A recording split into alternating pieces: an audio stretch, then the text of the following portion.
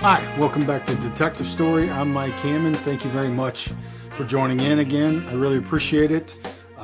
Today we're moving on to episode 2 of the Magdalena Idzikowska case, which again is a kind of a description of a case that we worked on that took much of our career to get resolution to at a time where we were still working on other cases. But this case in particular, it was a lot of detail work, a lot of really kind of grinding street investigation that really gives you some insight, I think, as to what a homicide investigation really looks like, especially from the perspective of a Chicago homicide detective on the west side of Chicago, obviously.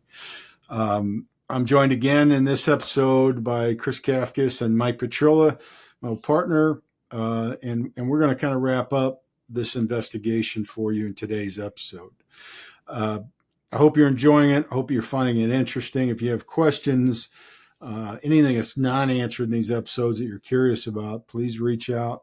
I enjoy the interaction. Again, my email is the best way to get me, and that's mike@detectivestory.net.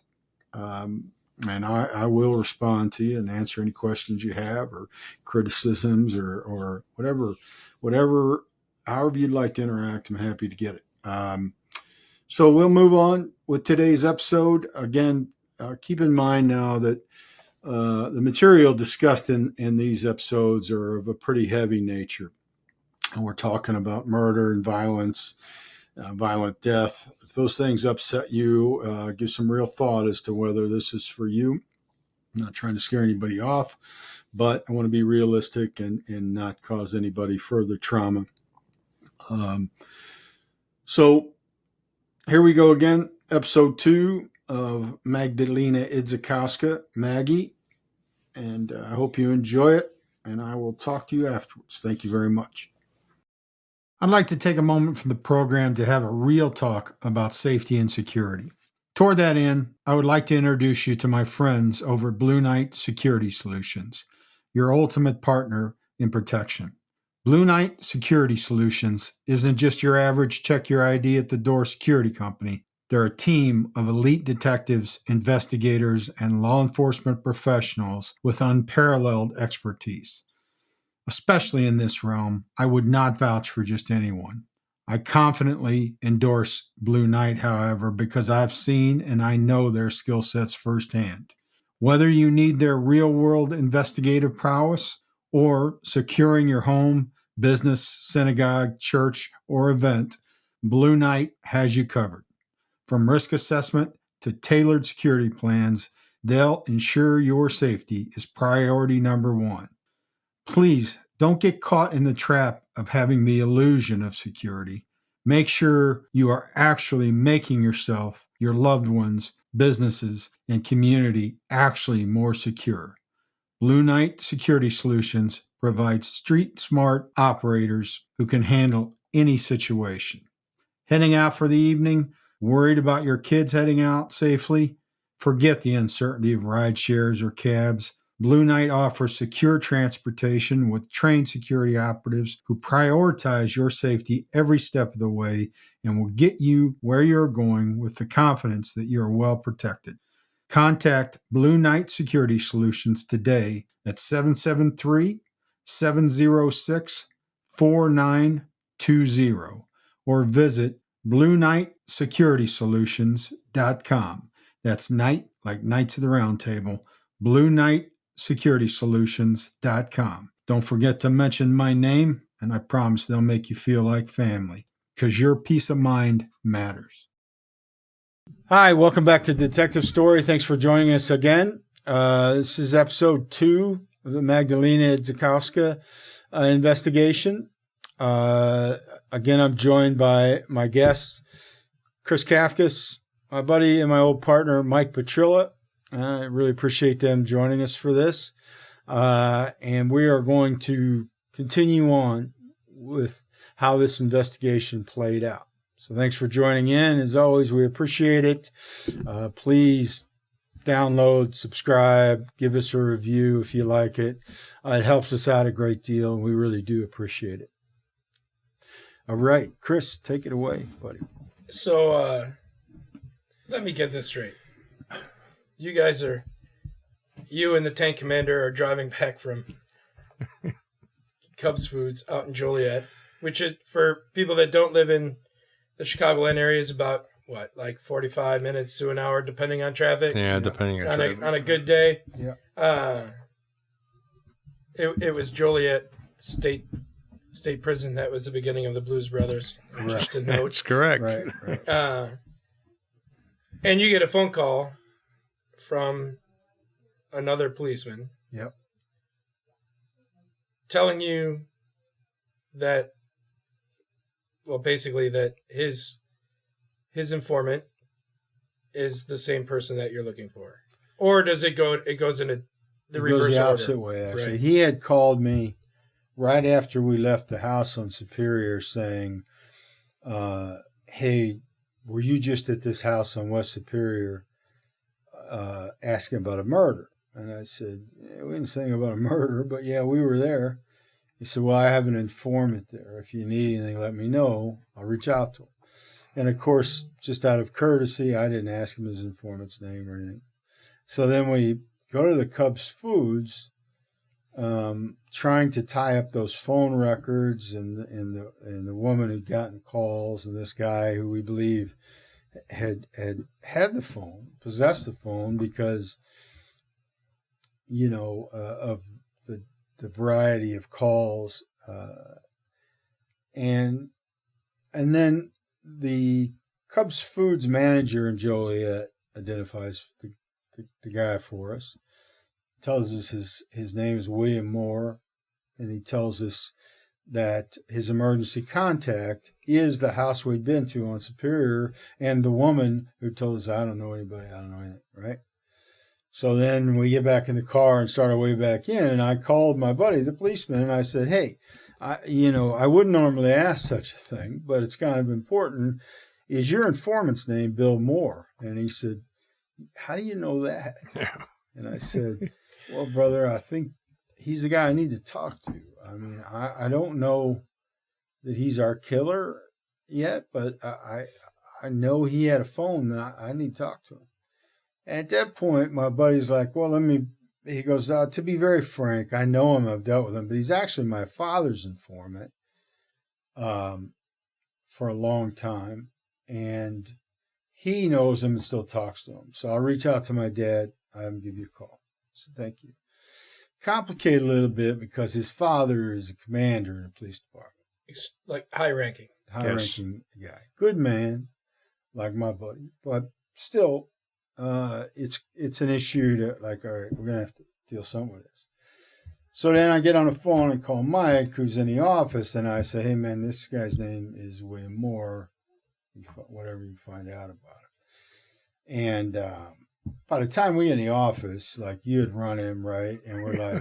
inside and out. Pictures, background, everything. I had everything on this guy. And then his phone records, then that it all become like, this guy had that phone.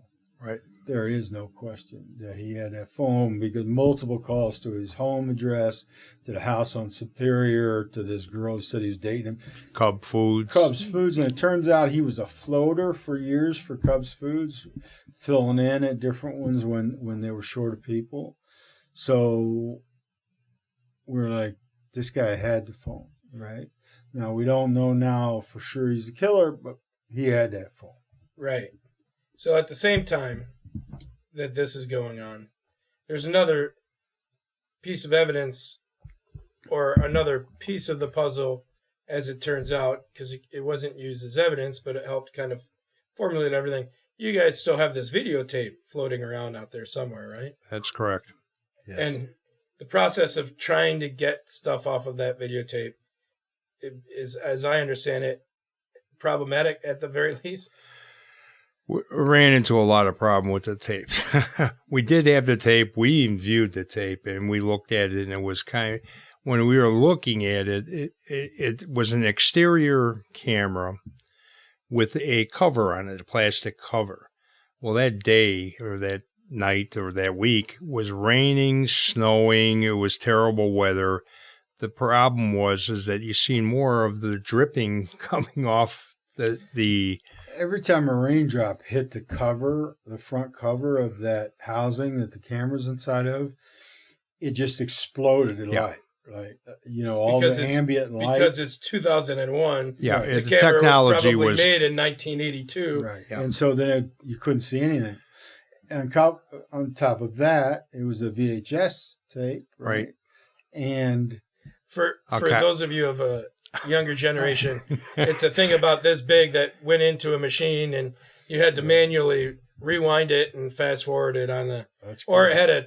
We it might also- have a remote that was attached we also by used to wire. listen to our music on 8-track. People have no idea what these things are today. So you have this, and you're not really getting anything off of it. But No, the only thing of value we were able to get off of it was our forensic, video people are pretty good. And one of the problems too with it was on a multi-camera system. Right. So every few seconds, it would switch to a different camera throughout this factory, right? So then you had to isolate that camera, right? And then they were able to do that. And the way it had value was if you watch 8 hours or whatever it was a little less than 8 hours, but it's November, so whenever it gets light out, 7 in the morning, 7:30 in the morning, I don't know. But you could see her car pull in right at midnight, almost on Well, you see the headlights. the headlights. We couldn't determine that was her car, but we see headlights come in and park where that car was found. I'll let you go ahead. I didn't mean to interrupt you. No, it's accurate. That's all you could see was the headlights pull in, right? Couldn't see anything else. It's too blurry, it's too rainy, all that stuff.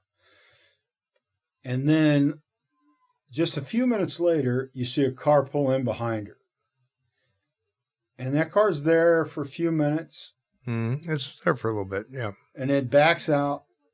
Unfortunately doesn't drive on, which would have taken it by the camera. It backs up, turns around, and drives out the other way. Can't make out the model of the car. Nothing. Can't see nothing except the lights. But if you watch, which we did several times, 7 hours later, you can watch the lights. Her lights stay on and don't change. Then when it's daylight, you can clearly see that it's Maggie's car, and you see the door open.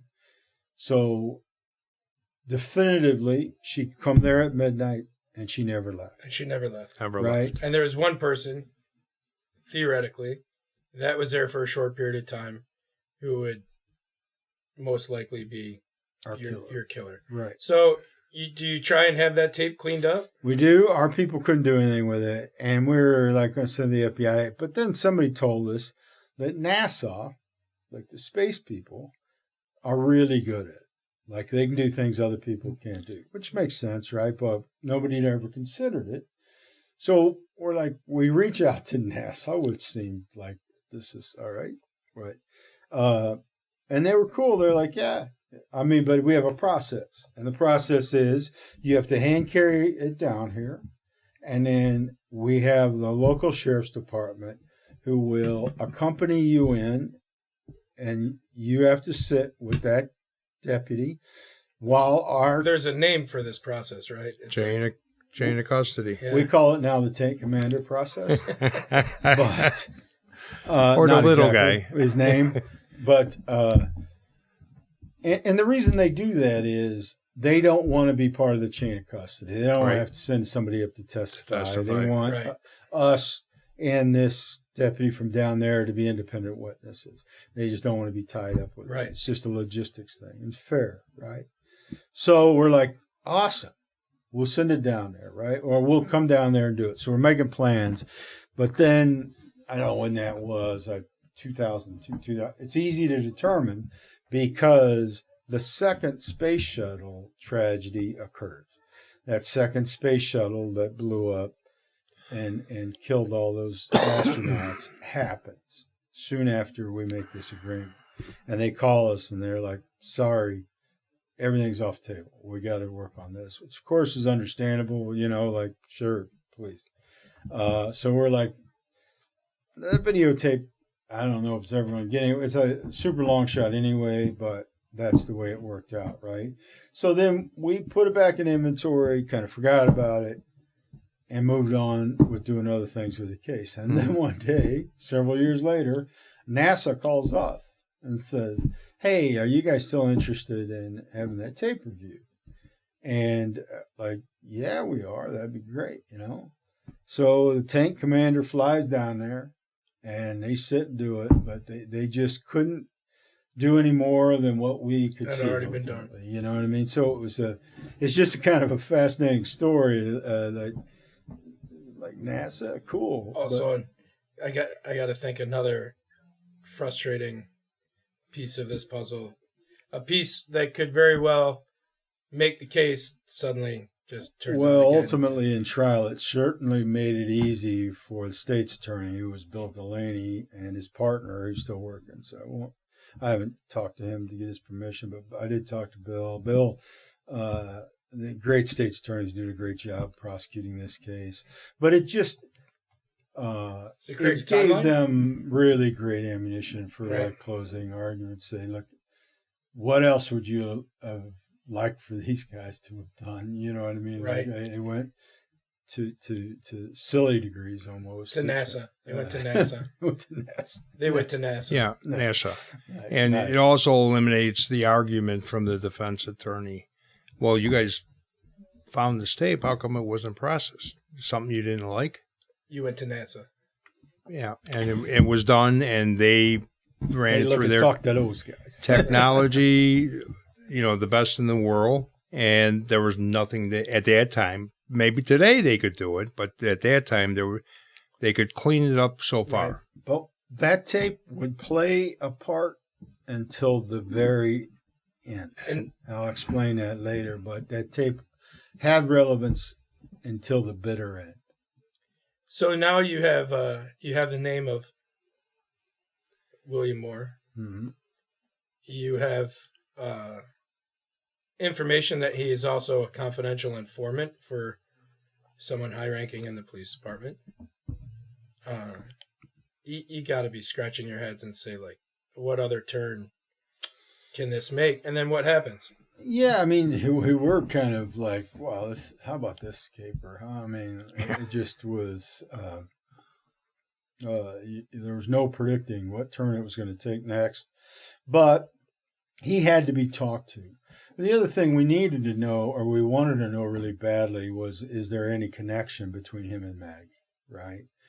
So first things first, we talked to the commander, who was awesome. He's like, yeah, I'll get a hold of him and have him come to my office, which is a little unconventional, but he's commander. If that's what he wants to do, that's the way we'll do it. I mean, unconventional in that we prefer to do interviews like in our space, kind of, you know what I mean? Especially with a guy that's potentially a suspect, which this guy certainly was, because of the phone records.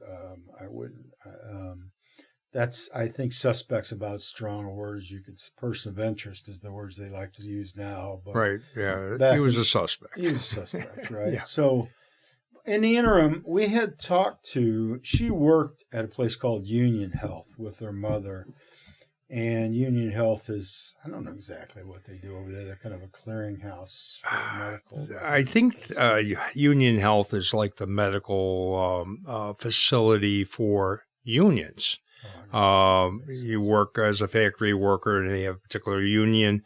Well, you need a physical to get the job. You go to Union Health. They do it. Right. So they worked there. They were employed by this company, which is in the medical section. Maggie, her mother, and a good friend of Maggie's by the name of Tamara. And we had talked to Tamara before. Or no, maybe we hadn't, but she had been interviewed. No, I think we did talk to her before, and she told us her relationship with Maggie pretty much. Yeah. But she could not, I think she may even have given us the the current boyfriend's name, I think. Jawan. Yeah, Jawan, who we eventually ruled out of this thing. But she definitely now needed to take a look at some pictures of people and be re-interviewed. and anybody else at the office. But she was the one she palled around with the most at the at work. For sure. So we decided, well, let's go by. So we scheduled the interview with the commander, with William Moore. And then I'm not sure, it might have been the same day, but very closely before the interview with William Moore, we go by to talk to Tamara. And what wasn't my shining moment as a homicide detective. I had the file, kind of our working file. I'm carrying around. I had a big picture of William Moore, like a full page printout of a mugshot of him, And so we're talking to her, and eventually we're going to get around to, like, we're going to mention his name and ask you. Right. She's not a witness, so this really isn't a critical issue. It's just not ideal way to go about things. But I'm trying to find something to ask her, and I'm flipping through this file, and you were there. The tank commander was there. I think that was it. And she goes, "Hey, can I ask you a question?" I said, "Sure." She goes, "What? Do you have a picture of William Moore in there? Bill Moore in there?" And I'm like, "Yeah." Yeah, we do. I do. As a matter of so fact. I pulled a picture. I said, "Do you know him?" She goes, "I know him well. Why do you have a picture of him?" I said, "Well, so now if she's a witness, that's a problem, right? Like if she'd seen the murder happen and she's going to have to identify him in a lineup, I have really screwed that up." And we didn't know at that point. Right. So that's the problem. Yeah. So because she's not a witness, it turns out not to be a big deal, but it's not ideal. But anyway, I said, how do you know? She goes, "Well, I worked at Cubs Foods with him," which, is... Just solidifies that. And I said, "Did you ever introduce him to Maggie?" And she goes, "Yeah, I did. He came by on Sweetest Day." Valentine's Day, Sweetest Day, one of them. Yeah. Yeah. And to see Tamara. And Tamara never Order flowers dated and him. candy. I remember that. He did. And brought her a sandwich. And he said Maggie went out with me, and I introduced him. And I said, "Did they have any conversation?" She goes, "They had a little conversation." She goes, "I know they exchanged phone numbers." So we knew then, before we go interview William Moore, that he knows Maggie. And he has her phone number. And he has her phone number, correct. So we knew that piece of information. Tamara didn't know much more than that about them, right? That was a work relationship, somebody you work with that you don't particularly associate with afterwards. Right. They were friends at work, and they had lunch together and things like that. Right. Tamara, I think, didn't date men. So she said they were friends. He was always trying to hit on her, but she didn't play that way. So, so we know then that's true, right? So now we go interview William Moore at the commander's office. Me, Mike, and the tank commander. Yeah. Who takes the lead on that? I did. I did. Did a wonderful job. I sat back and watched him have William Moore almost implicate himself in the manner in which he did the interview. It was outstanding. Walk me through what happens in that office. Well, so part of the reason, to be fair, that played out that way is there were times where Sam Manto was gone, Mike's working on other things, tank commander. I was the most consistent thread through a lot of the case, so I knew that. Also, tank commander and Mike were like senior guys, more experienced guys. So the plan was I'd walk him through, and they would kind of hear it out, and then if it wasn't going away, they would kind of, let me know or guide me, whatever. So, and the way it played out was I mean, this was a guy who had been an informant for 18 years, perfectly comfortable talking to the police. And does he have a record? Oh, yeah. he did have He did have a record. When he was younger, he had pretty significant record, armed robberies. Interestingly enough, the only thing that he'd been arrested for in the years prior to was domestic violence. A woman who we interviewed on the South Side who dated him for a short time, which was an interesting story in itself and telling. But he had not had a criminal record in some time at the time we interviewed him.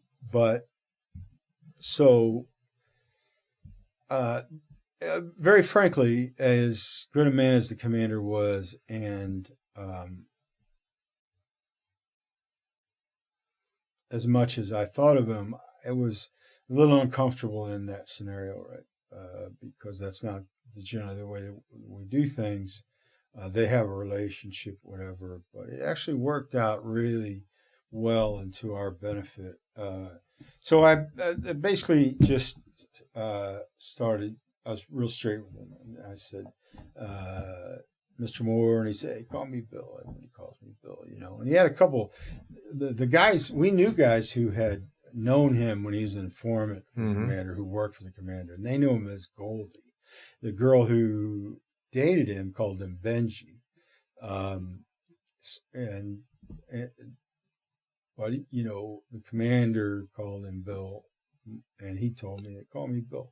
And so I said, okay, Bill. I said, we're here to talk about this investigation we're working on this. And I said, I pretty much showed him, this girl, showed him a picture of Magdalena. And he goes, no, I never saw her before in my life. I said, are you sure? And he said, no, I've never seen her before, And I said, well, do you know a woman named Tamara? Excuse me. Last name. And he goes, oh, yeah, Tamara, our friends I work with. So I said, we talked tomorrow. She said that he introduced you guys, like you had lunch one day. And he goes, show me a picture again. So I showed him a picture again. He goes, oh, yeah, I remember that, which is fair, right? Okay, whatever. And I said, so Tamara says you guys exchanged phone numbers. I don't remember that, but I guess maybe, but I don't think I ever talked to her. I said, you sure about that? You never talked to her at all? And he said, yeah, I'm pretty sure. I said, okay. I said, this was the first real kicker, right? I said, do you recall this time period, 2001, and this interview took place in 2004, May of 2004 was when we interviewed him. So 3 years later, I said, do you remember 2001, did you have a cell phone that you carried? And he says to me, straight as an arrow, I never owned a cell phone in my life. I said, never owned a cell phone? And he said, no. I said, what's that on your hip? He had a cell phone on a holder on his hip. Yeah. And he's like, oh, yeah, I just got this, And I'm like, you just got it? I said, so, like, if I check your phone records, it's going to show what you've had it a week? And he first started showing a little nervous hesitancy. And the commander, who was kind of trying to stay out of it, says, Bill, like, you had a cell phone for years. I always call you on a cell phone. And he's like, yeah. I just don't normally carry it. We had some story, and I just let him go with that. I'm like, okay. I said, so you very likely had a cell phone back then. He said, yeah, I guess. I said, so does this number ring a bell to you? And he goes, nah, I have that phone. I said, so I pulled the phone records. I said, where do you live, Bill? He tells me, and I wrote it down. I said, all right. you got family at this 4800 block of Superior? He goes, yeah, I do. I said, and you work Cubs Foods? I said, you how many Cubs Foods? He goes, I worked at all of them. I was kind of a runner fill-in. I said, how about this one? Yeah, this one. Yeah. I said, and you're dating a woman at the time named Hale? He goes, yeah, that's right. I was dating her. I said, you remember she lived on Lawndale, whatever. I just went down. And he's like, yeah. I said, hey, I want to show you something. Look at these phone records. That number I just described you, look at this. Called your house. Well, you see your father lives there, right? You say, yeah. He was sick. Called there 10 times. Called one to help him. Called this Cubs Foods, this Cubs Foods, this Cubs Foods, this Cubs Foods. I said, what's the chance that somebody else had that phone? I was calling all this. Somebody stalking you? Or and he kind of looked at Commander, and I could see, right? I mean, he was getting nervous, and he's like, oh, I guess that probably was my phone. It's the only thing that makes sense. I just don't remember. I said, oh, that's fair. It's hard to remember if you change phones. I said, and I can't remember how this exactly shook out, but I know, and this is how it's good to have a couple of more experienced detectives with me at that. I mean, I've been a homicide detective at that time only like 3 years.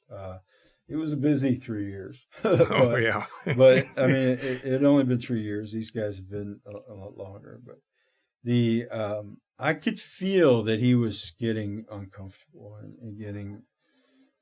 and the commander said, Bill, would you like to talk to me alone? Is there something you want to say? And I'm like, no. No. I wouldn't want to say that. He's the commander of police, right. And I didn't want to come out and say it, but I'm trying to give him the next day, But I looked over at Mike and Ray, and they're like shaking their head at me. Go ahead, let them do it. Yeah, and what was your thought process on that? Because I was viewing this whole interview, and I'm watching reactions. Mike's questions, William Moore's reaction while he's answering, whether it's true or not, and the commander's reactions. He was getting aggravated because I sensed that the commander knew he wasn't being forthcoming with us at all. So he wanted a minute to share with him not that I've gone through that before, but I said, this might be to the benefit. He's going to tell him, listen, if you didn't do anything wrong, let them ask their questions, answer their questions, and let's go. Or did you do something wrong? I think he had a private conversation with him. And I think at that point, he probably lied to him. Yeah. Or said, okay. I think he helped facilitate us getting his denials. Not that he had told him to do that or anything like that. It's just that I don't think we would have got that far with Bill Moore if we had him in the office in an interview room and the commander wasn't there. There was a lot of outside pressure on him. Right. From the commander, because that's his informant for years. So he comes back in, or you go back so we go outside and we let them talk. And I was a little frustrated, but he and tank commander kind of talked. No, man, let them do their thing. Let's see what he says. See what happens. He was really getting. I'm like, yeah, you're right. So we go back in, and I think that the commander. I mean, they had a pretty close relationship, which is fair. I mean, they'd known each other for like 18 years. He got him a job at Cubs Foods. But the commander he believed, and Bill Moore said this, set his life right. Got him off the streets, got him. The truth was that to a degree, I think Moore was telling what he wanted to hear all that time. Right. But I mean, I understood the relationship, but I have to be honest about, and we've talked about this at length, because very frankly, he's deceased now, so I don't mind talking about it. But our commander was not at all happy. No. With the commander. He's like, why is he doing this? Why is he doing? And we're trying, and we're telling boss, like, we got it's his informant. Let him do his thing, and because our commander was he was a high-strung dude, and he luckily for us, I mean, he liked me, but also the tank commander's a Marine. Our commanders are Marine. They speak this, the language. I love the Marines. That crazy language, and so he kind of let it go. But there was that pressure there, and we had to walk this kind of line. But the actual commander who knew Bill Moore, he was great. I do think though, when we came back in, Bill Moore had a story that was fantastic. It was an awesome thing to hear. He goes, I lied to you. I told the commander, because the commander comes in and he goes, all right, guys, I'm going to let him tell it, but he's been not telling you the whole story. So Bill explained it. Bill said, I'm sorry, I lied. He goes, I had that phone. He goes, I did have that phone. I remember having it. I talked to him. And he goes, I did know Maggie. He goes, I never had a relationship with her. I never dated her. I never did anything like that with her, but I lied about that. I said, okay. I said, all right, so what did you do with the phone? What happened? And he goes, well, I actually sold that phone to a hype, meaning like a drug addict in the neighborhood. I said, oh, really? When did you do that? He goes, right before Thanksgiving, 2001. And I looked at Ray and I looked at Mike and the tank commander, and they were both kind of looking at me like, "There you go, kid," Yep.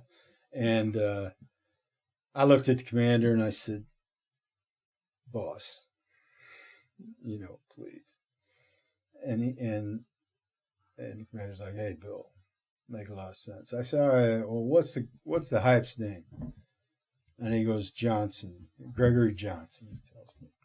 I said, all right, so how do I find Gregory? He goes, well, unfortunately, he said he was killed doing an armed robbery shortly after that.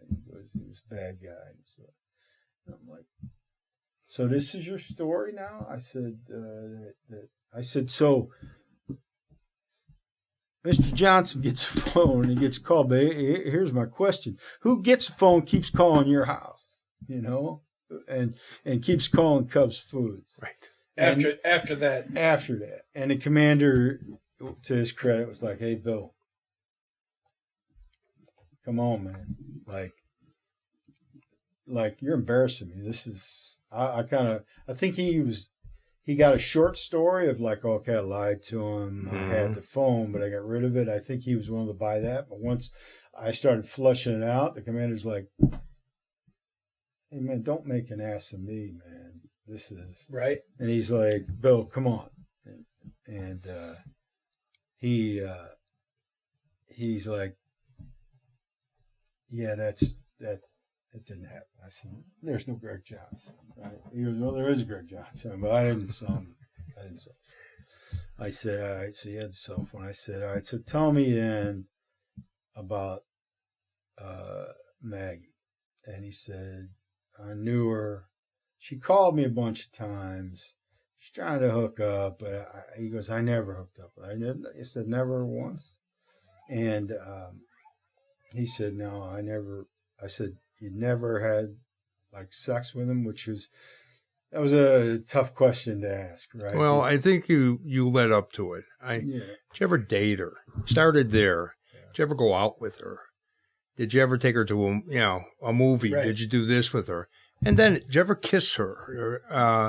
Then I got to. So what you're telling me, you had no physical relationship with this girl. And because I was watching him, and it was like watching a master clock guy that fixes clocks. He did it exactly right, and he led him right into him saying that never had sex with her, never had oral sex, never did this. I never did that. Now, for our purposes, we're done, okay, because we got him saying this, not and in front of the commander. So it wasn't quite done. I'm sorry. It wasn't quite done. No, not quite. Oh no, it wasn't quite done. We weren't going to do anything because we still had to do other things. The Derek Coleman thing. Derek Coleman, right? Go ahead. I'll let you finish that because I don't recall. Were you headed there? I'm sorry. No, go ahead. No. I was just saying how you did it. You did it exactly the right way to lead him up to casual acquaintance to I never had sex with this girl. Right. So definitively now, we're in a position where if we can get his DNA, right, and it's his, he's our killer. He's it. He's denying, He's phone records, he's this and that. I mean, not that it would be that simple. There'd be work to do, but I did, the way it shook out was, I said, all right, so did you see her 2 days after Thanksgiving 2001? And he's like, no, definitively, and it's like, you have to think about it. And I think most normal people would be like, let's see. 3 years ago? Yeah, 3 years ago, Thanksgiving. Where was I? After. Yeah. He's like, no. I said, well, Bill, I'm going to show you something, man. She calls you, and she called you 5 or 6 times, right? You said, yeah. I said, she calls you 11:40 that night. And then you guys talk. I assume. I mean, she's on the phone with your phone for 20 minutes. She leaves her house. She goes. She's murdered. And then you guys never talk on the phone again. And you could see him. I mean, there's a physical change in him. It was very dramatic to see. He started sweating. Yep. And he was looking at the commander. And at this point, the commander's like, yeah, the commander sees what's happening. I want to hear this myself, right. I mean, to the commander's credit, he stuck through it because I think that a lot of people have been at some point would have been like, I'm going to leave this to you guys. Yeah, I'm out of here, yeah. Because he's kind of, he even made himself a witness to this conversation, which is to his credit, I mean, especially a guy his rank didn't have to do that. And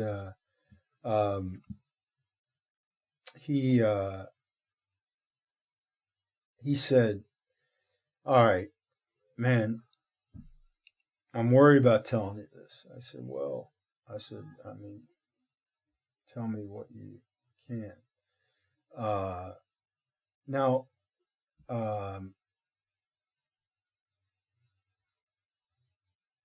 I said, he said, I was with a guy. He's a scary dude, but I put him on the phone,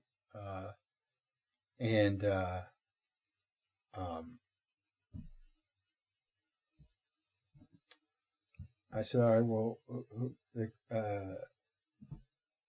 I said, who was the guy? I said, I know it scares you, but man, we're getting down to the nitty gritty here, right? He said, well, they call him DC, and I'm like, I know. The only one DC's talking about. I said, all right. I said, I know DC. I wonder if it's the same one. He goes, probably.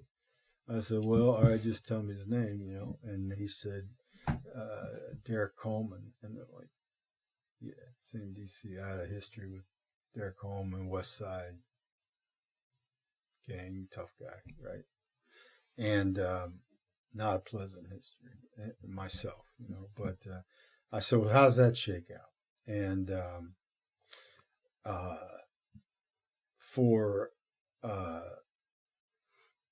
he said, well, I was playing dice with him. He goes, she had been asking me to hook her up with some players. So he goes, I'm playing dice with DC that night. And she calls me. And he said, I put D.C. on the phone with her, and they talked. And he goes, I think they talked about maybe hooking up. I'm not sure. I don't know what they did. And that's the last that talk. And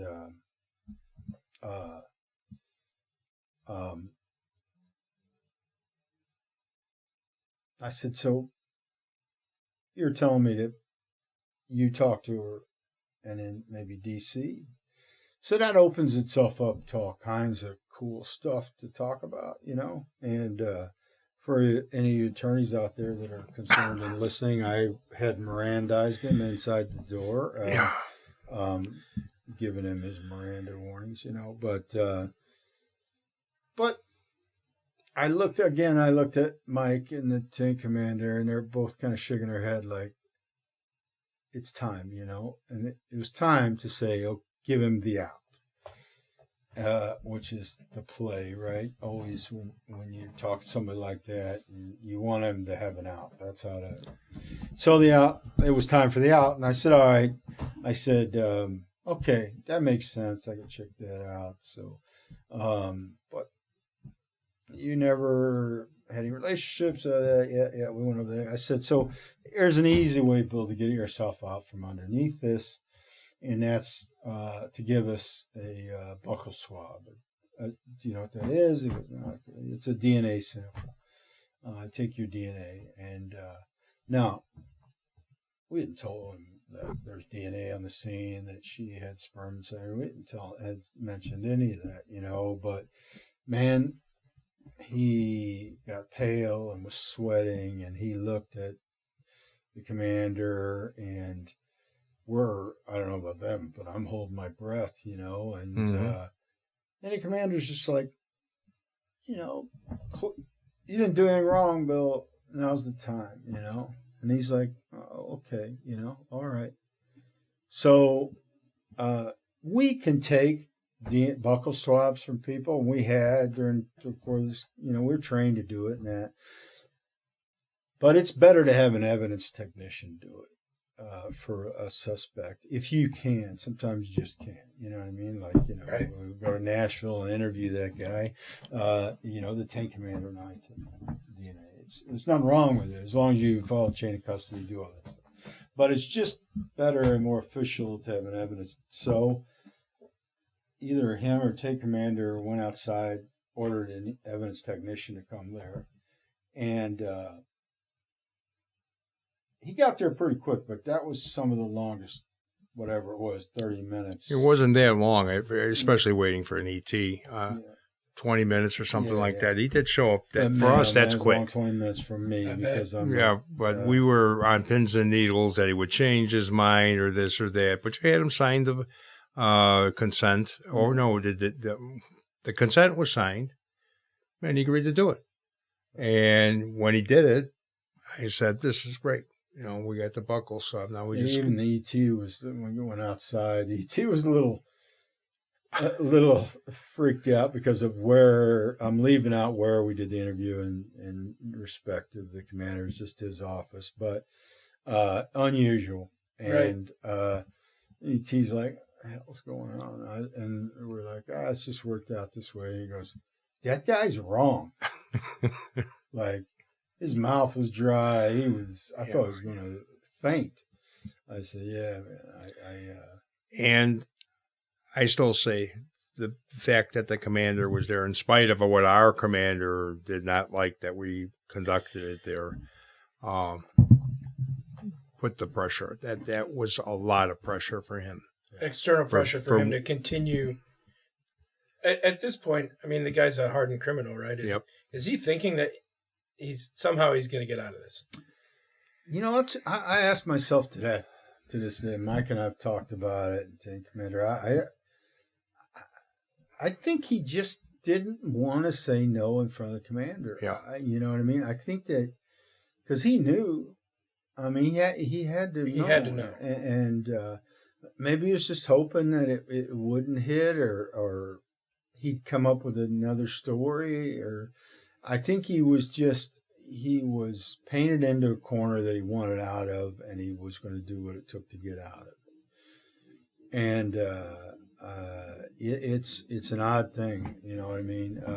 So you leave with the DNA swab is gone with the evidence with the evidence technician, and you guys end the interview with that, right? Mhm. And the next step is to get a hold of DC, I suppose. Say, yeah, did you have that's this correct. home? That's correct. Well, the first thing we did was contact our sergeant at the time called the crime lab and asked if they would put a rush on it, because again, these can be 6 months. But explain the circumstance, explain that this might be the suspect in this, and they agreed to rush it, which is great, and they can do. I think it only took them 6 days. It didn't take long. 7 days. I mean, the FBI can get this done in a matter of hours now, but back then it was first of all, the ISP Right. doesn't have the resource, the FBI, but also it was just a longer process because there's so many, whatever. But they agreed to do it. They got back pretty fast.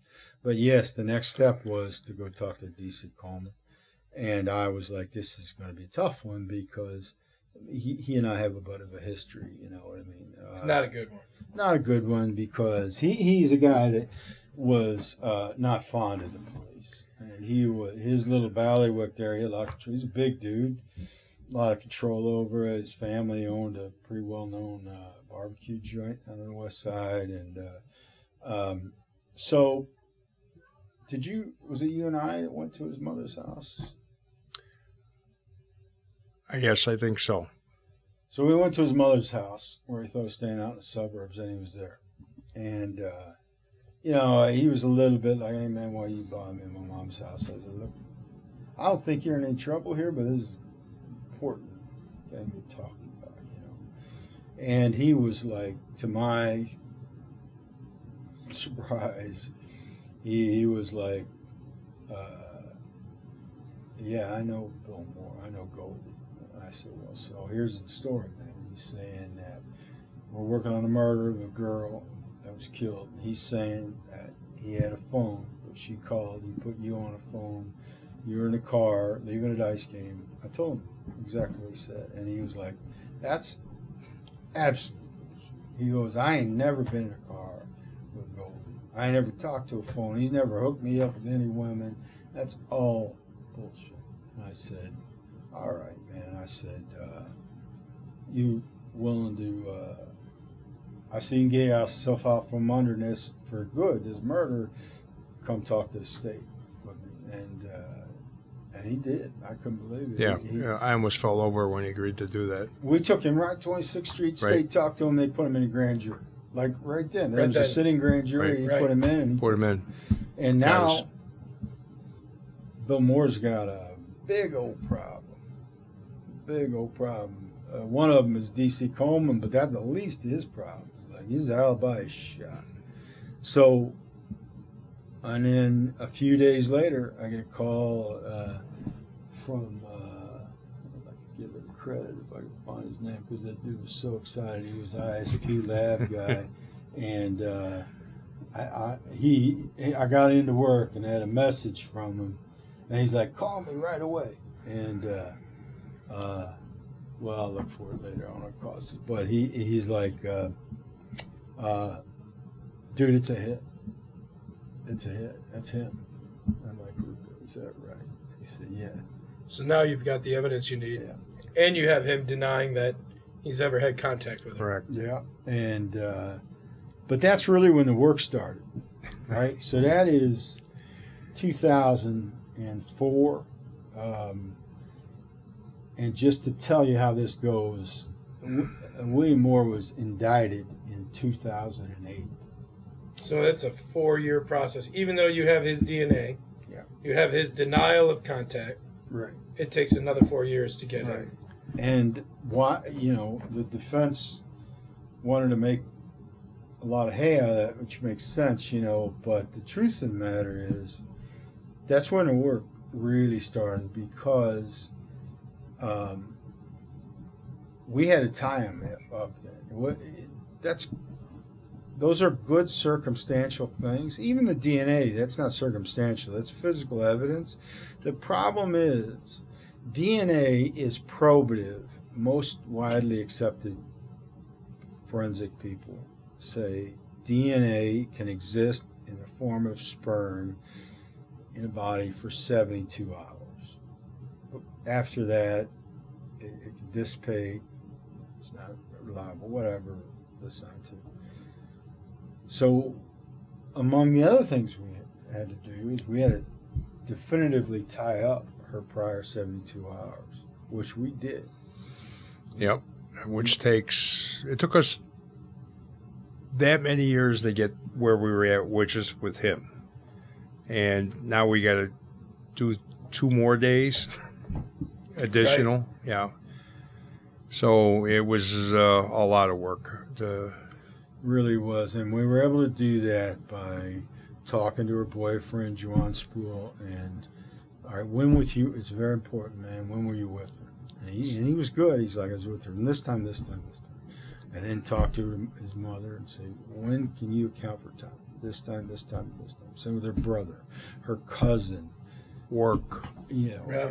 And so there was no time period between her leaving the house and 72 hours prior where he could have come forward and say, sorry, I lied, I had sex with her, but I didn't kill her, right? Because now we're a little bit stuck, right? I mean, the phone is good circumstantial, but at this point, for the layman out there, I'm going to use the very commonly used term. You're eliminating any reasonable doubt. We're timelining.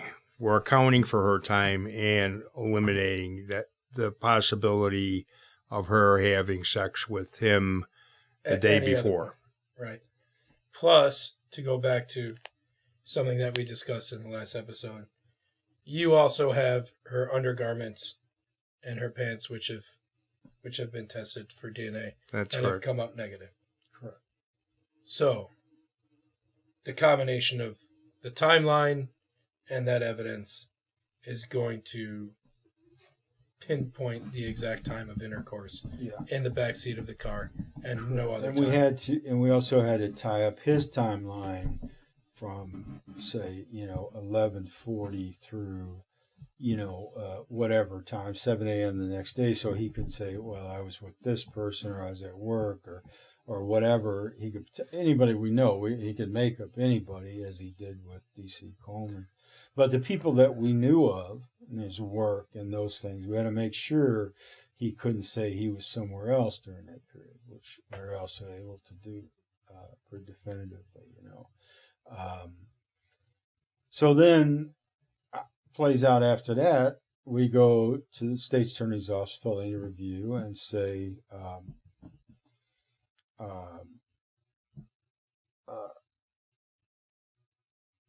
this is what we have, So now, in the interim, the law changed. When the first time I interviewed him, there was no Illinois statute to command that we videotape interviews with suspects. So now you've got to re-interview. As a matter of fact, you could not, by state law, without someone's consent, record them, which is still state law outside of the caveats of people being investigated for crimes. But so by state law, we couldn't. The first time I interviewed him, I couldn't. The only way I could have recorded him was ask for his permission to do that. And you're not going to do that in those cases. It doesn't make sense. But by the time we complete this investigation and tie up everything else, I think there was a couple other people that we needed to find an interview just to tie up, and we'd done that. What was the biggest time? The Nassau thing we had to deal with. That was a long time. 2007. So that had to be that. He had a very distinctive vehicle. He drove a big station wagon. Yeah, big like Impala station wagon, or a Buick or something. It was a monster. And we thought, man, if we can at all clean that video up and it's that car, he's done. You know what I mean? Like, so that video we wanted to get to NASA to see, and what I said was 2007. By the time the Tank Commander was able to take it down there, so I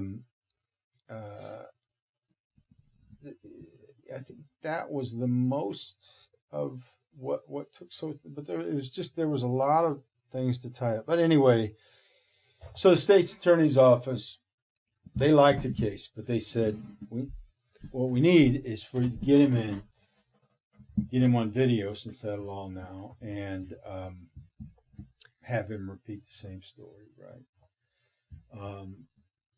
And so that's what we did. How does that interview play out? Does he tell the same story, or has the story changed at this point? It was great. I wasn't there. I don't know if I was on vacation or anything, but I know Mike did it. Yeah, it played out exactly the same way. Right? Same way. I played it a little differently, but I got him in. We got to put out an investigative alert for him, which is a stop, for policemen that anybody sees him. And I think we had a gang team that found him for us and brought him in. So just walked him through it. But this time I played a little different tack. He was real friendly with me, which was, I think, just his nature, because he had been, he had worked with the commander so long. He felt comfortable around policemen. I think he really felt like. Plus, nothing happened to him all that time from the first time. Right. So he figured, good. Why not? Right. And so the first thing, he's got to be thinking 4 years. He's like, he's in good DNA shape, evidence. right, I'm clear. Like, they would have already talked to me by now. They would have arrested me by now. Yeah. So I went in and turned video on and Mirandized him again. And I said, "Hey, you want to talk to me about it?" He said, "Yeah, I'll talk to you about Mike." And I said, and then I just glossed over his first story. I said, "So you recall you told me this?" I even went through the lies with him, but you admitted, right, that wasn't true. And he goes, "Yeah. And why did you?" Yeah, I did enough so to make it authentic. Why did you? The Johnson storage? Well, man, I knew he had that made. I didn't want to. I just want to put myself near it. You know what I mean? Whatever. Right. And then, so I let him go through all that, and I said, then I hit him with the DC Coleman thing. And I said, "Hey, man, I talked to DC, and he didn't talk to her. He's already testified in front of the grand jury," and it gave him pause and.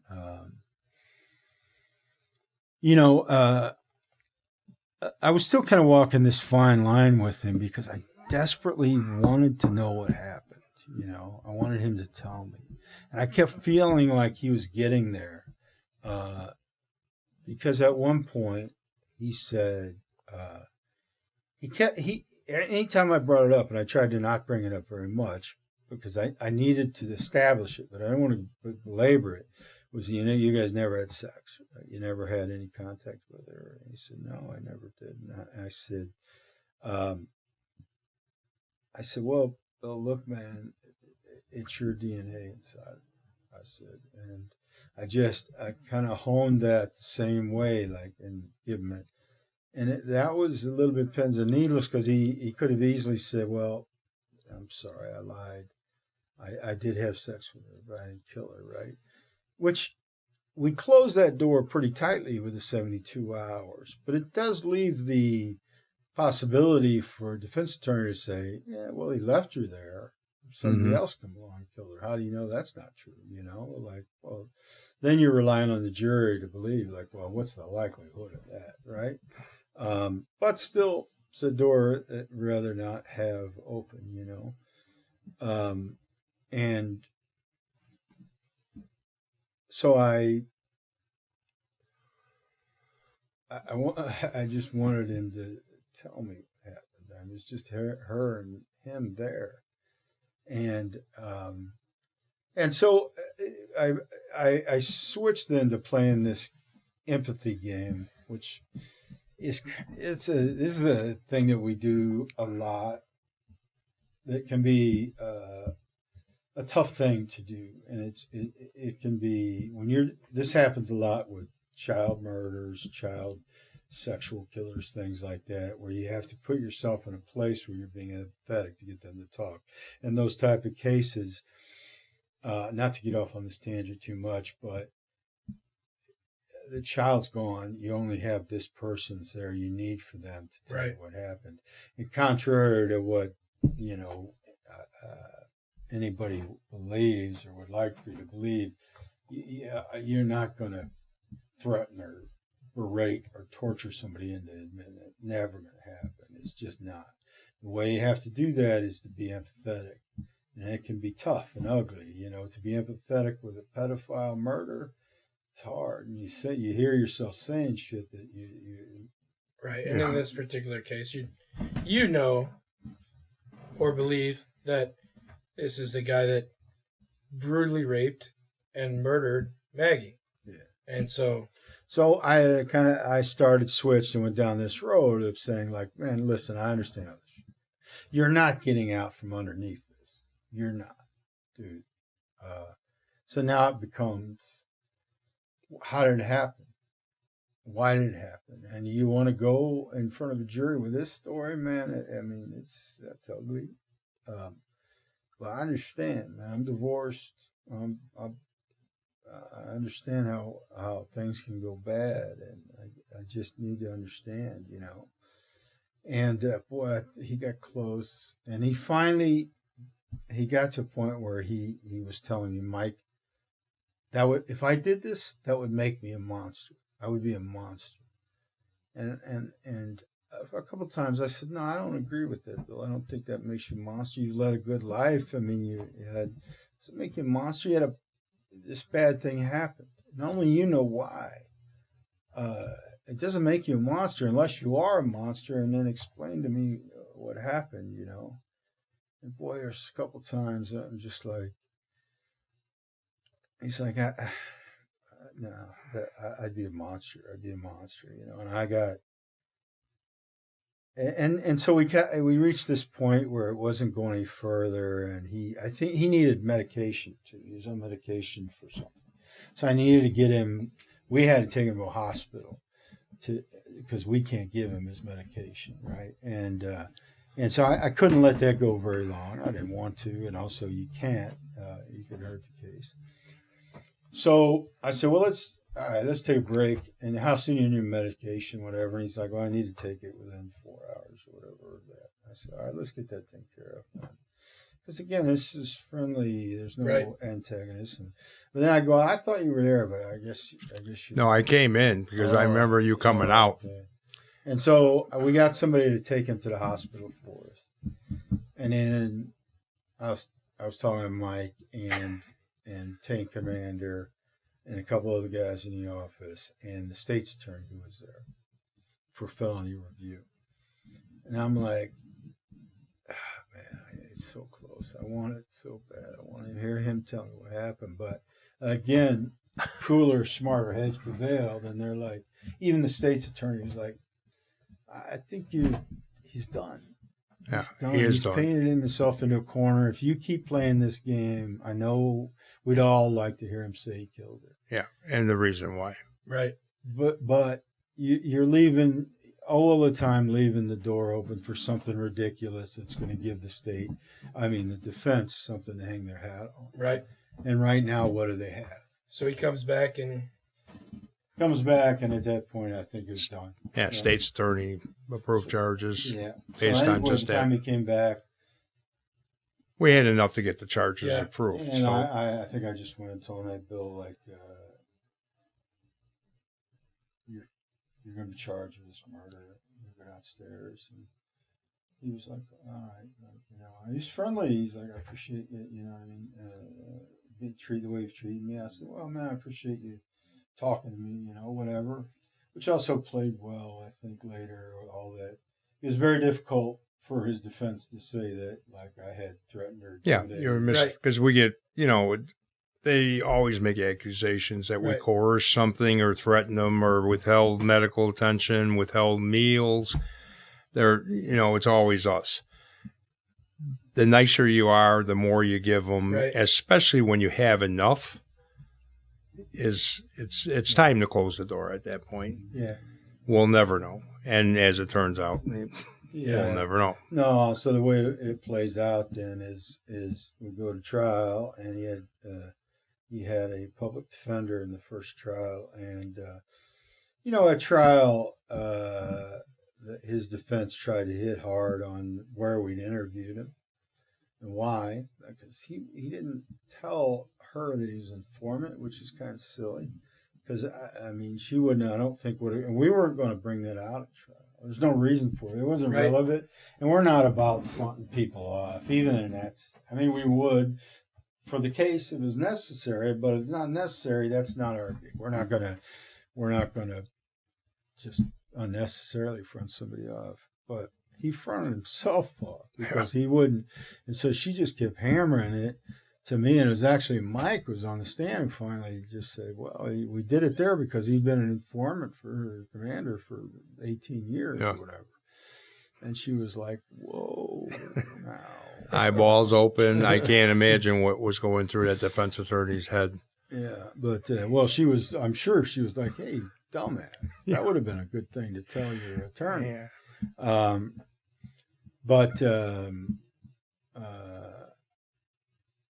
So then the way this plays out, he's found guilty. And the judge was a good judge. I always liked that judge because he was hard on us. He was hard on the prosecution. He was hard on us. But if he felt like that we'd proven our case, he was hard on the defendants. He hammered them. And I like that kind of judge. I think that's the way it should be. Like, all right, we have the burden of proof, and we need to prove it. And if we do, then we deal with it. Yeah, and we expect justice. He sentenced him. Again, Bill Delaney, his partner, did a brilliant job of prosecuting this case. Like to the sexual assault, his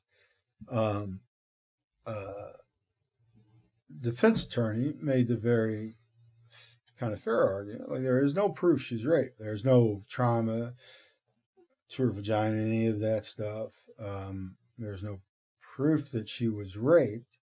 But the because one of the charges is criminal sexual assault. Correct, and of course the medical examiner testified that often in rapes there is no trauma. There's no tearing. There's vagina. Physical force. But Bill and his partner split the closing arguments, and his partner, we were able to sit on it and did this brilliant job of saying,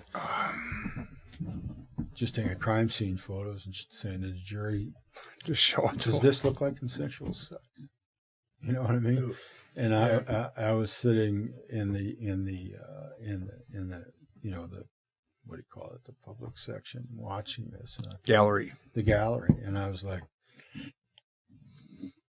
nicely done. Yeah, we did that. Done. Yeah. That's a tough one. So convicted of all charges? Yeah, life plus 30 years. Right? So that was, 2009, I think? Mm-hmm. Yeah. And then, so we got pretty close with the family, her brother and mother. Especially The mom. father was kind of, I think he went back to Poland. He was devastated by it. You can understand. But her mother and brother, we got pretty close with, which you kind of try not to do, but it just happens. It's a course of things. They're good people. And of course, they're Polish. So she loved Mike. And she was very nice family. Always wanted to have food for us when we come by and that. And so they were very pleased and happy, and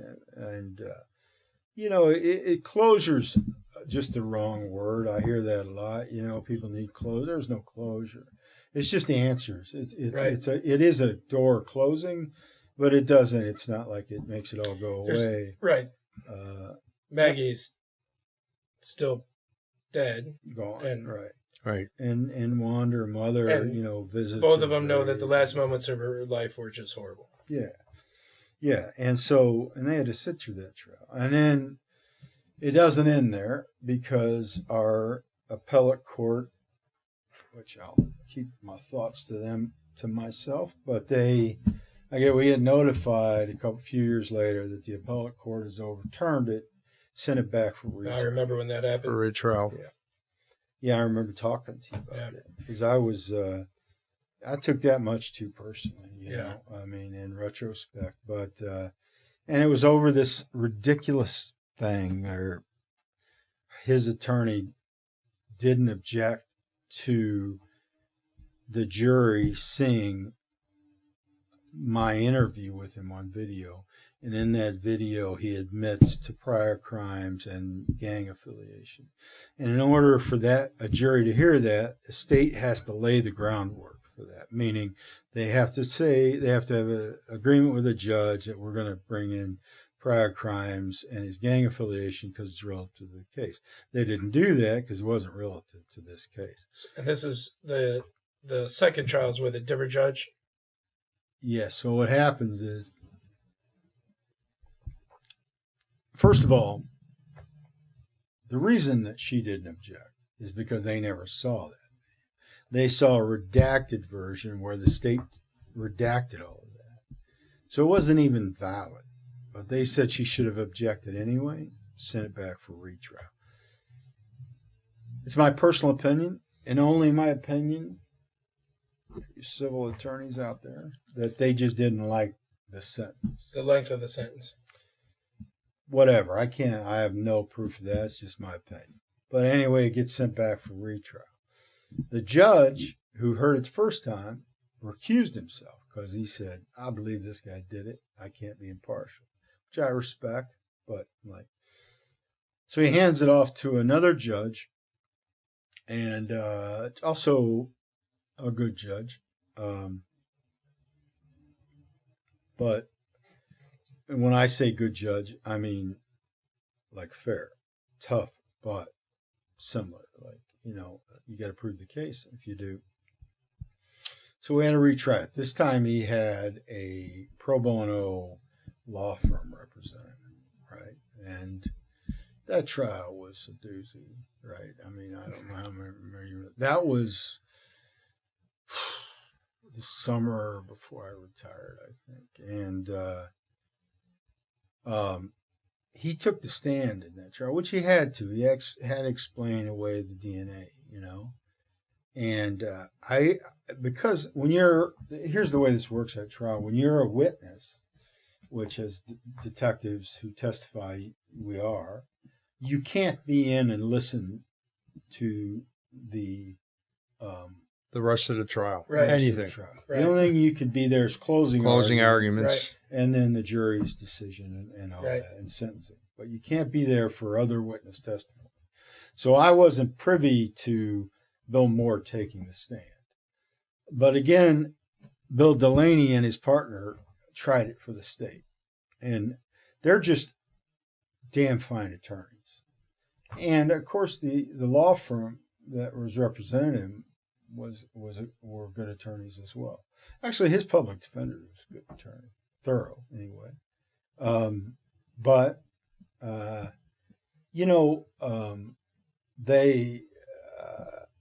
They try to hammer away at a bunch of things that really didn't amount to much. They didn't have, and Bill was so good, and they tried to play a little bit more of, I put pressure on him in the interview and I was on it too much.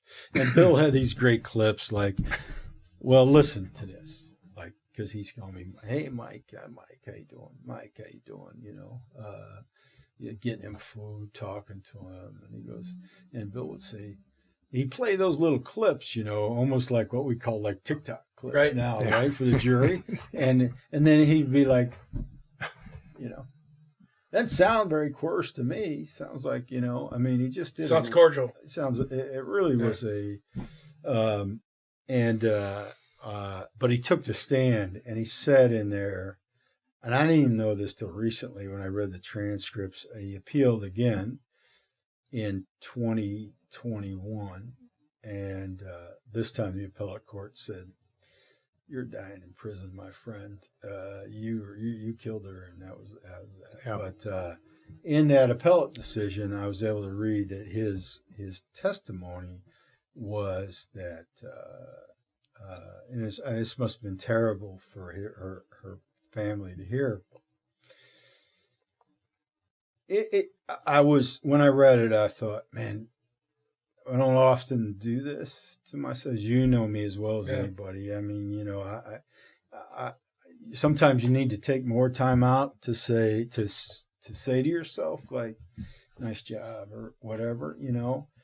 And it's hard to do that, I think, especially like for us, because It's just not in our nature. No, it's not our nature, and the wave of cases keep coming. Yep. So you start to congratulate yourself on one, and then the next one you're going to screw up, right? I mean, they just you gotta just keep, you know, that's the job. But when I read his thing, I thought, well, we did a nice job on that, because he said that she had called him and he's at work, and that he agreed to pay her for sex, and she came to his house and he paid her $200 for sex, and then she left, and he don't know what happened to her.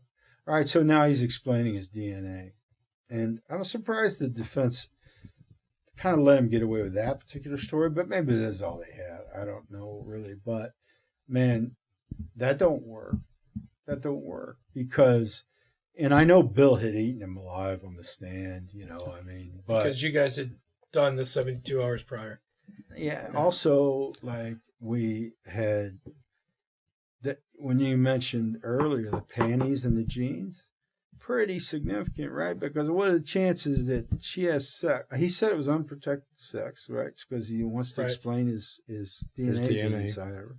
Chances that she leaves there, puts her pants back on, drives away, and there's no leakage. It's pretty slim, right? But also, I mean, they don't live that close. I Google mapped it. I mean, this is when we were preparing for this podcast. Right. It's a 24-minute drive at 2 a.m. and this would have been like midnight, so close. That's when I ran it from her where she was living to where he was living. Right. So no traffic. That's like no traffic. 24 minutes. So then, physically impossible. That. At 11:40, she leaves her house, drives to his house, has sex, and then drives back another, I think it was 17 minutes, to where she's found killed. Right. And is stripped naked, shot, and murdered. Right. It is a logistical impossibility. And so I'm sure Bill hit on that. I don't recall now, but it's unnecessary. Like, so he's found guilty a second time? Found guilty a second time is great, because the judge sentenced life plus 30 years. Yep. Same exact thing, you know.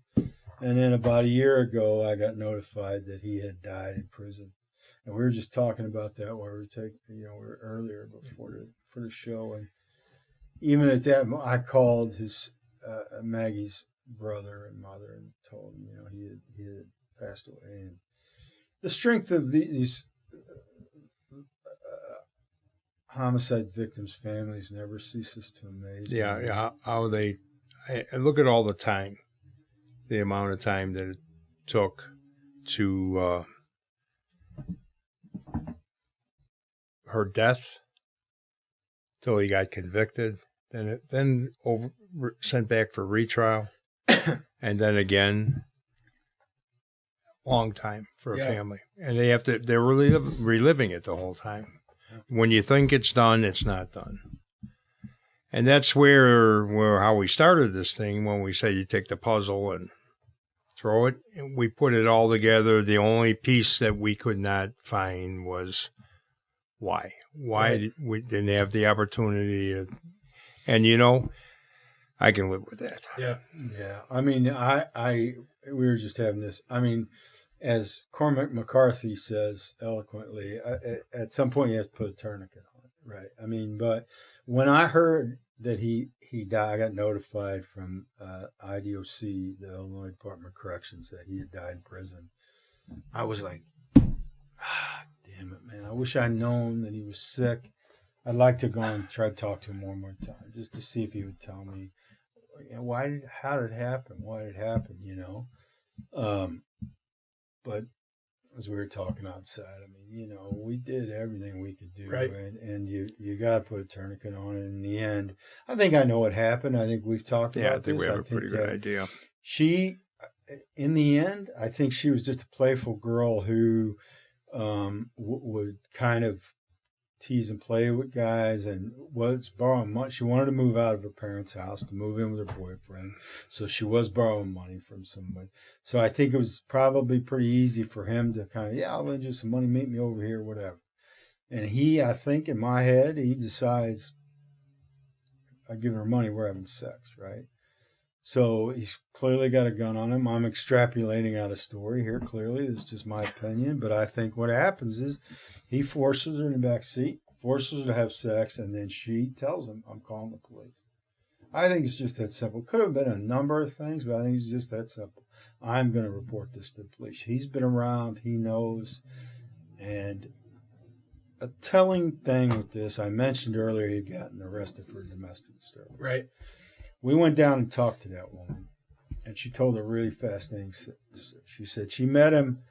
She worked at Cubs Foods, and she said they went out a few times. It was fine, but she goes, I just didn't think he was really into me because he wasn't calling me back. He wasn't. And he goes, then one day I go out with this guy friend of mine. He goes, we're not even dating, we're just friends. And he drops me in front of she lived down South Side. He said, my friend drops me off in front of my mom's house. She goes, I think I did give him like a little peck on the cheek, but that was it. He goes, I get out of the car, I'm walking to my house, and she goes, Bill Moore comes walking up. And he's like, what are you doing? He goes, who's that? And she goes, it's just a friend of mine. He goes, I'd like to talk to you a little bit. She goes, well, all right, come inside. So she's living with her mother, who's like an 80-year-old, woman, African-American woman. And so she said, goes in a bedroom, her bedroom, says hi to her mom. She goes in the bedroom with Bill Moore, and he flips. She goes, he switched, turned into, I didn't recognize him. It's terrifying. He broke her arm or wrist or something, grabbed her, or maybe it was her, I don't remember, but he hurt her. Her mother heard a commotion, came with a pistol, put a pistol to him, and said, get out, I'm going to kill you. And he did. And it's interesting part of that, when I'm interviewing him on video, I mentioned that. He goes, yeah, man, hey. He denied it was physical, right? But he does say, the mother. That crazy mother pulled a gun on me, and I think she was going to kill me, So I think if you think about that story and the way she described him flipping, I think something set him off. Yeah, something set him off, and he goes. We can speculate. He goes brutal quickly, and that's how it ended. And I have to live with that. I don't have another answer, but I know he killed her. Yeah, that's tough end to a young life. Yeah, I mean, 21 years old. Yeah. She had everything in front of her. She didn't do anything.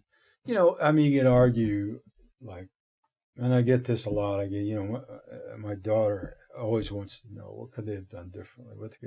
Well, look, all right, it's probably not the best idea to go call somebody and go meet him at midnight in some isolated place, right?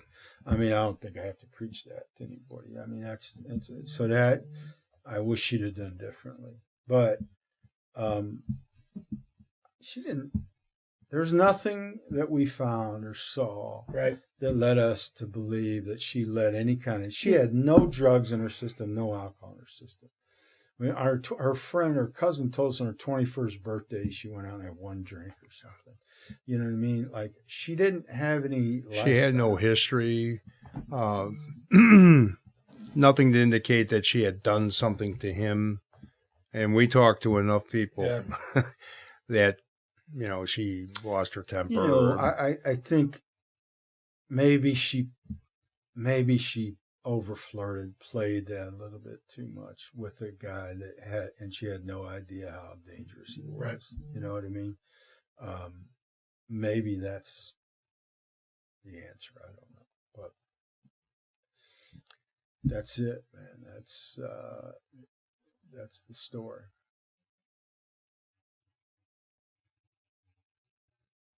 So I can't think of anything else. I got nothing else either. All right. How does that feel for you? Feels good. Yeah. Good. Yeah. All right. Hey, thank you very much for joining us. I appreciate you jumping in again.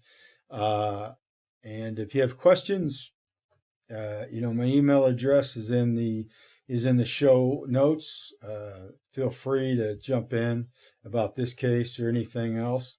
And I have not been able to get in touch with Maggie's family as yet, but I'll continue to do this hopefully before this, this goes live. And if I can, and they like to have a voice in this, I'll certainly give it to them. I'd like to say thanks to my close friend, You're welcome, Michael. partner, Mike Pietryla, a real American hero and city hero. There's no doubt about it.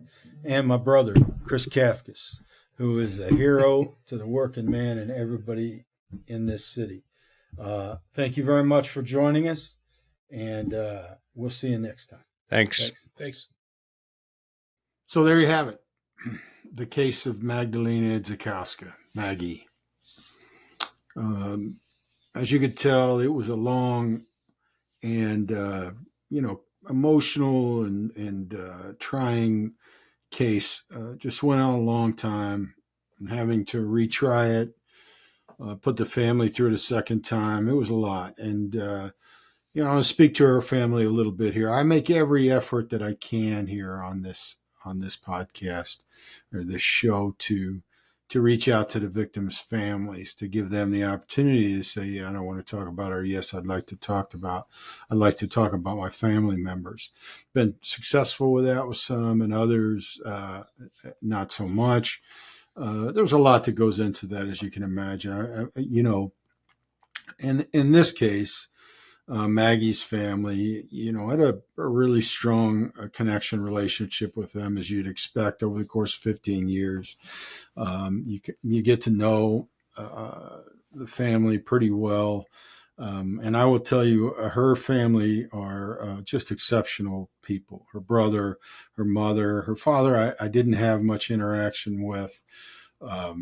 This whole process was very difficult for him, I think. And, he had all the emotion that you have the right to when you lose a daughter. And I know he moved back to Poland for some time.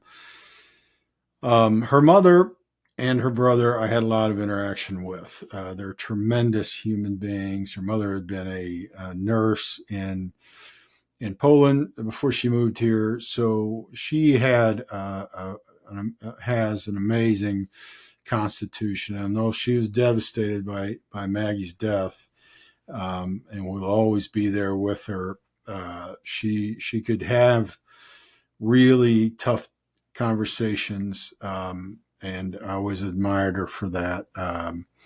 And her brother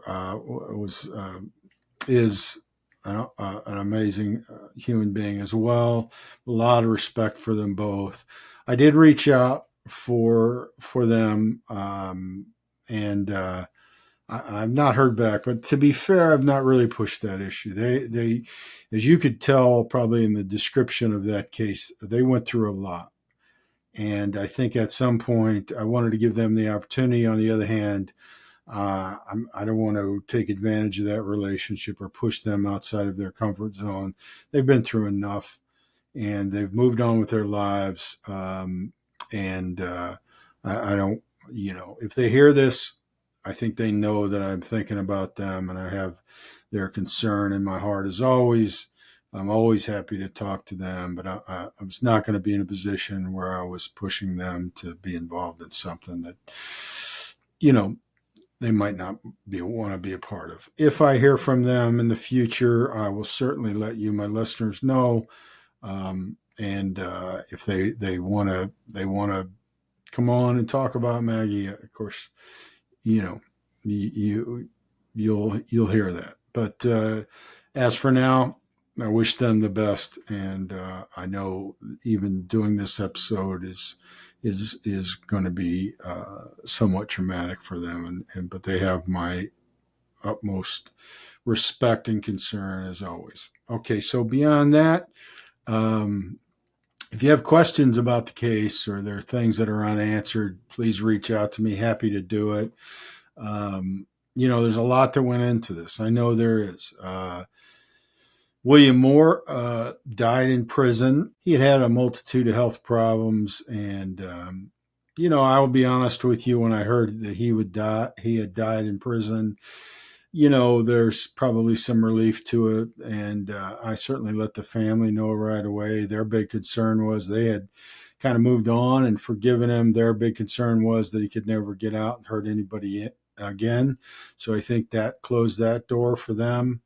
For me personally, I got to admit, I would have liked to have one more opportunity to talk to him to see if he would just kind of come clean with the final moments of Maggie's life and tell me what happened. It's kind of here and there. That's just one of those doors you like to have shut as a homicide detective, but you have to understand that it may just never work that way.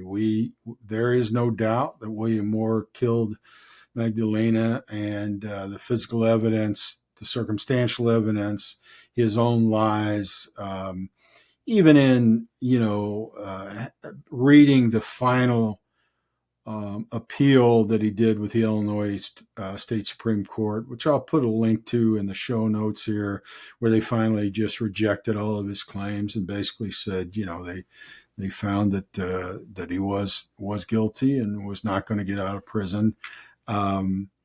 They talked about, which I didn't have access to, we talked a little bit about in the episode, his statements in court where he did testify at the second trial. And the reason you don't have access is I talked about, I'm a witness, I'm part of the investigation, so I can't be in, except for opening, closing arguments, I can't really be in the case where we have people testifying, so as not to eschew my testimony or any witness testimony. But later, I learned about his testimony, and of course, the great state's attorney who prosecuted this case, Bill Delaney, really beat him up on the stand because he had lied so much and he was so inconsistent in his stories. His attorney was represented at that time by pro bono law firm, very good law firm. He got a very good defense, but their hands were tied by the fact that he had lied so much and told so many different stories and painted himself into such a corner. But it was very telling to know that, he tried to explain away her DNA by saying that she had come to his house and they'd had sexual relations there, and then she hadn't washed herself and she'd left immediately. Very convenient, right, for the evidence to try and explain away the evidence in the case, which he lied about up to that point. But of course, that didn't hold water for a couple of reasons. One, we had the outstanding work from the Illinois State Police Crime Lab technician in 2004 that told us that she had no DNA in the way of sperm in her panties or her jeans, which makes it a near impossibility that she'd had sex. Now, cleaned herself and left her apartment, right? That makes sense. That's not probably an absolute, but it's in that 99 percentile range, right? So that makes it very difficult. What really puts it over the top is the time frame of how long it would have taken her to drive from her house to his house and then to end up on the scene where we know, based on the really poor video quality, but good enough quality that we could tell that she had arrived on the scene right at midnight. It is an impossibility for her to have left her apartment after the phone call, driven to his place on the west side, and then ended up on the scene in the time frame. A complete impossibility, because you're talking about what was the period, 20 minutes, where she left from the phone call, left her house, and ended up on the scene. It is, I think, at a high rate of speed, with catching all the lights and everything else, 18 minutes to his apartment, and then like another 16 minutes or 15 minutes back to the scene. So there's 34 minutes. That doesn't include whatever time he claimed they had there. It is a physical impossibility that she did as he claimed on the stand. So he was lying again. The jury saw through it and rightfully convicted him. So what's missing in there, of course, that we'd all like to know, and as a homicide detective, you'd really like to know, is I had him tell me exactly what transpired. What that really matters, it does not. I know that he killed her. The circumstances there are not going to be pretty. They're not going to be fun to hear. But that's the nature of, I guess, being who I am and the people I worked with. As you heard Mike say, we would like to close all those doors, and more often than not, they don't get closed. Didn't happen. I'm satisfied with the way it worked out. We got justice for Maggie. We got justice for her family, and William Moore was not able to ever hurt anybody again. So that's what it is. I think that's all I have for this case. We'll be moving on to other cases. We've got some open cases we're going to be looking at. I'm going to be partnering with some of the guys I worked with, some of the people I worked with, to try and get resolution to some still open cases. I'll be talking about some other cases I worked on that were of interest and some of my partners worked on, I think you'll enjoy. So that's all I got for today. Thank you very much again for joining in. It really means a lot to me. To help us continue to move forward, please support the show in whatever way you can. Like it, subscribe, download the episodes, and leave us a review. It helps us a great deal. So until next time, thank you again. Take care of yourself, be safe, and take care of each other.